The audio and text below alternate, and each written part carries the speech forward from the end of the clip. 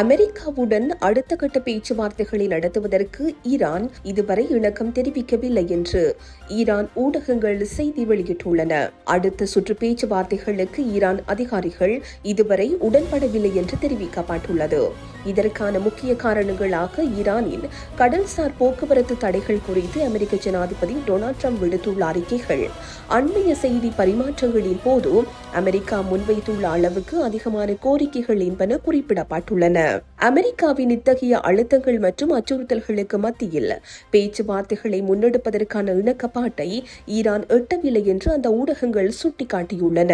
இதேவேளை போர் நிறுத்த காலம் முடிவடைவதற்குள் நிரந்தர உடன்படிக்கை ஒன்றை எட்ட ஈரான் தவறுமேயானால் அந்த நாட்டுக்கு எதிராக மீண்டும் தாக்குதல்கள் நடத்தப்படும் என்று அமெரிக்க ஜனாதிபதி டொனால்ட் ட்ரம்ப் எச்சரித்துள்ளார். அமெரிக்கா மற்றும் ஈரான் இடையே தற்போது நடைமுறையில் உள்ள போர் நிறுத்தம் எதிர்வரும் வாரத்துடன் முடிவுக்கு வரவுள்ளது.